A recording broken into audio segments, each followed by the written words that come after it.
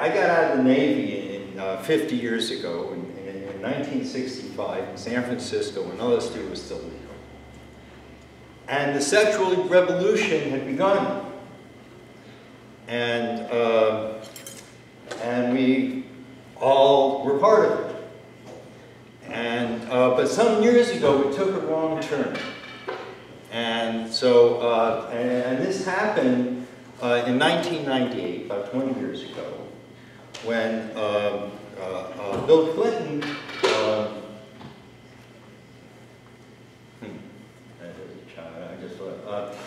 well, you know, we want to understand what happened here, right? And really what happened, the Oval Office is very important to America. This is where all the major things have always gone on there. And in a sense, this belongs to all of us. We all have a place in the Oval Office. And so in a way, Bill Clinton did what all presidents wanted to do. He came into everyone's home. And as a result, we got George Bush and Dick Cheney. So suddenly there became this kind of sexual thing running through history.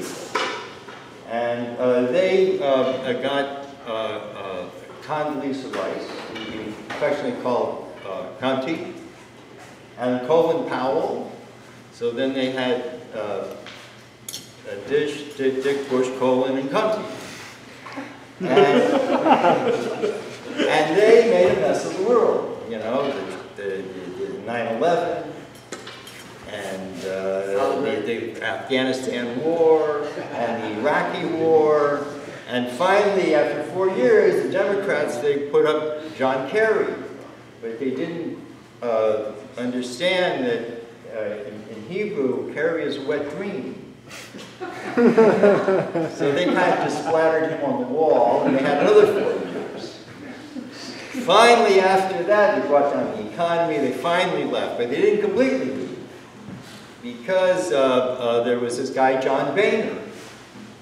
John Boehner's name really is John Boner. It's true. He had to ask them to not pronounce his name like that. You know, he'd blow his cover.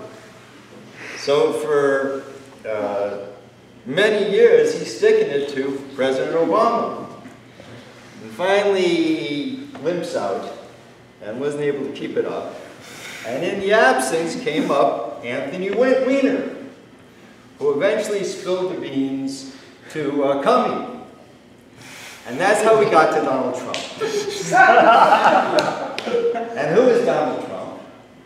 He's our small-handed, pussy-grabbing president who's telling us he's going to be the greatest, he's the best, there's no one like him. So here's the premature ejaculation. And we finally wipe this guy away. Then what has to happen, and this is to bring the sexual revolution back to where it belongs. So men have to, real men, not weak men, strong men have to come forward and hold women above themselves. That's the real end of the sexual revolution. And so as a result, I want to go out there and try to re-steer the revolution, and I have a little name for it. I call it Woman on Top. That's it.